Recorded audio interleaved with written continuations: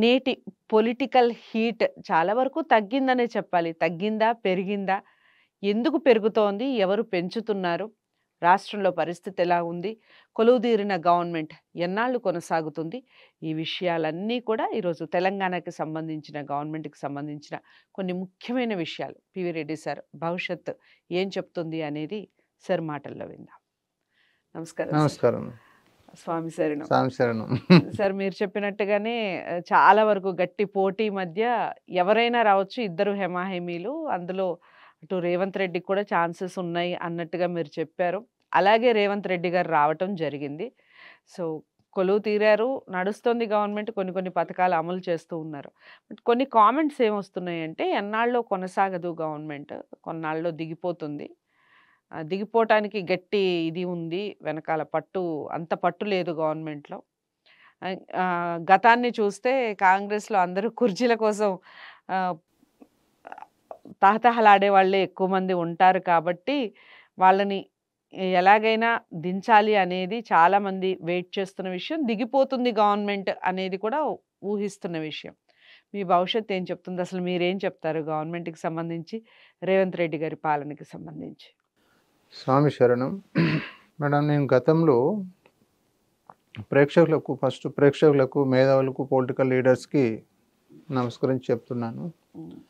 So, నేను నా భవిష్యవాణి అనేది ఏదో పంచాంగం చూసో లేకుంటే ఏదో వ్యక్తిగతంగానో చెప్పడం జరగదు మేడం. నేను మొదటి నుంచి చెప్తున్నా, సృష్టి హెచ్చరిక చేస్తుంది. భగవంతుడు ఉన్నాడు 100%. నా సబ్జెక్టు, నా ప్రోగ్రాం భగవంతుడు తప్పనిసరి 100% ఉన్నాడు అన్నవారు భావించిన వాళ్ళకి అర్థమవుతుంది. సో, నంబర్ 1 ఏంటంటే ఉన్నాడు. 200% భగవంతుడు ఉన్నాడు, ఆపరేట్ చేస్తున్నాడు. ఇప్పుడు మన తెలంగాణను, మన సీఎం, ఇండియాను మన ప్రైమ్ మినిస్టర్ ఎట్లయితే ఆపరేట్ చేస్తున్నాడో, ఈ విశ్వాన్ని కూడా ఈ సృష్టికర్త భగవంతుడు ఉన్నాడు. సో, 100% అది ఉన్నాడు. సో, నా దివ్యదృష్టి ప్రకారంగా తెలంగాణ రాష్ట్రానికి ఏర్పడటానికి నేను అంతకుముందే చెప్పాను. నేను 2012 బుక్లో రాశాను. దానికి రూపకర్త కారణ జన్మగా కేసీఆర్ ఉంటాడని, ఆయన సీఎం అవుతాడని రాయడం కూడా జరిగింది. సో, సృష్టి కాలచక్రంలో జన్మించిన ప్రతి మానవుడు, జన్మించిన ప్రతి పొలిటికల్ లీడరు తన వృత్తి దైవానుగ్రహమే. సో, ఇప్పుడు కాంగ్రెస్ కావచ్చు, బీఆర్ఎస్ కావచ్చు, సో ఇతర మన బీజేపీ పార్టీ కావచ్చు, ఈ పార్టీల సృష్టి, పార్టీల మనుగడ, పార్టీలో ఉన్న నాయకుల మనుగడ, పార్టీలో ఉన్న నాయకుల సృష్టి అంతా దైవానుగ్రహమని నేను భావిస్తున్నా. సో, ఒకటి ఏంటంటే సృష్టి కాలచక్రంలో అందరి భగవంతుని బిడ్డలే. ఒక తండ్రికి 4 పిల్లలు ఉన్నప్పుడు ఆ తండ్రికి తెలుసు ఎవరికి సమతుల్యత, బ్యాలెన్సింగ్ పంచాలని.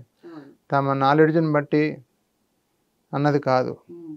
పొలిటికల్ జీవిత కాలచక్రంలో సృష్టే. ఈ కాంగ్రెస్ కావచ్చు, బీజేపీ కావచ్చు, బీఆర్ఎస్ కావచ్చు, ఎగ్జాంపుల్గా ఇవన్నీ.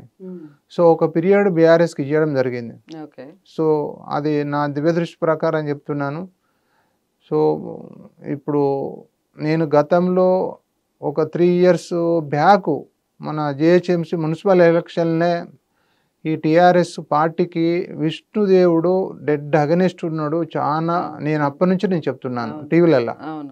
శివుడు బ్రహ్మ చేసిన అది కూడా చెప్పాను నేను. అది కూడా నేను గత 2-3 years నుంచి కూడా చెప్పాను. నేను మున్సిపల్ చేసినాము. మున్సిపల్ ఎలక్షన్లో కూడా నేను ఎన్ని వస్తాయి అన్నప్పుడు బీజేపీకి రావడం జరిగింది.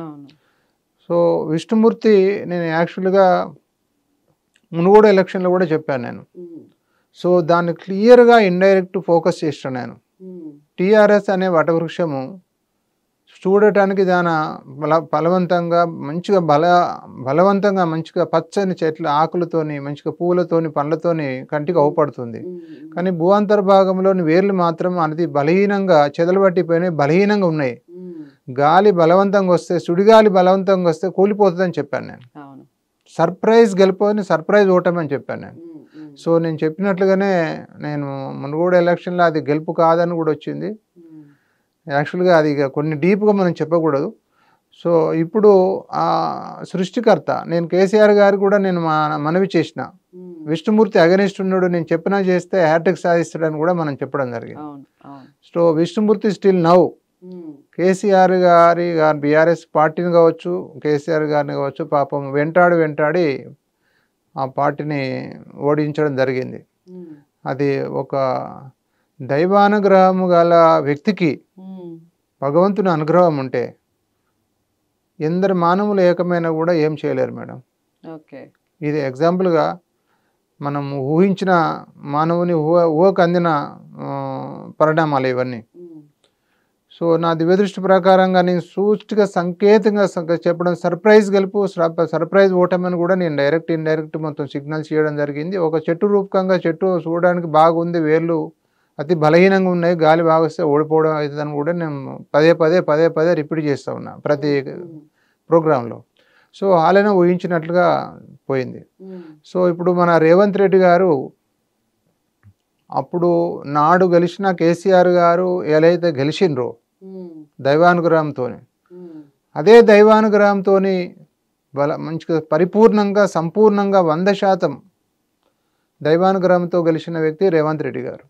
ప్రజెంట్ ఇప్పుడు జరుగుతున్న పరిణామాలు నా దివ్యదృష్టి ప్రకారంగా బీజేపీను బీఆర్ఎస్ పార్టీ బంగారి పళ్ళెంలో హారతి పెట్టి కాంగ్రెస్ రేవంత్ రెడ్డికి ఇవ్వడం జరిగింది.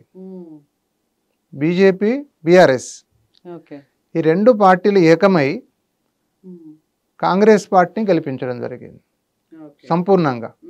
అది ఎట్లా, అది వ్యక్తిగతంగా కాదు, దైవానుగ్రహంతో. భగవంతుడు ఇప్పుడు ఒక వ్యక్తికి దైవానుగ్రహం ఉంటే నా దివ్యదృష్టి ప్రకారంగా సృష్టి కాలచక్రంలో శత్రువు హారతి పడతాడు. దైవానుగ్రహం ఉన్న వ్యక్తి మన రేవంత్ రెడ్డి గారు కాంగ్రెస్ పార్టీ. అలాంటి పార్టీకి బీఆర్ఎస్ పార్టీ అది బీజేపీ పార్టీ శత్రుస్థానంలో ఉన్నా కూడా రేవంత్ రెడ్డికి బంగారు పళ్ళెంలో పెట్టి హారతి బట్టి ఇచ్చారు పార్టీ స్థానం, సీఎం స్థానం. ఇది నా దివ్యదృష్టి ప్రకారంగా భగవంతుడు సంపూర్ణంగా 100% ఉన్నాడు, భగవంతుడు ఆపరేట్ చేస్తున్నాడు అన్న సంకల్పంతో చెప్తున్నాను, నేను వ్యక్తిగతం కాదు. సో భగవంతుని దృష్టిలో రేవంత్ రెడ్డి గారు ఇప్పుడు ఒక తండ్రికి 3 కొడుకుల్లో ఈయన చిన్న కొడుకుగా భావిస్తున్నాను నేను. ఒక ఉగ్గు అన్నం తినే వ్యక్తిని మనం ఎంతైతే అన్ని పోషణ చేస్తామో, చిన్న పసిగుడ్డును మనము తల్లిదండ్రి చుట్టూ వాతావరణం ఎంత పరిశుభ్రంగా ఎంత కేర్గా తీసుకుంటామో, భగవంతుని దృష్టిలో రేవంత్ రెడ్డి అంత పసిగుడు చిన్న పిల్లోడు. సో రాబో 5 సంవత్సరంలో సంపూర్ణంగా 5 సంవత్సరాలు రేవంత్ రెడ్డి గారు మంచిగా పరిపాలన చేస్తాడని నేను నా దివ్యదృష్టితో చెప్తున్నా.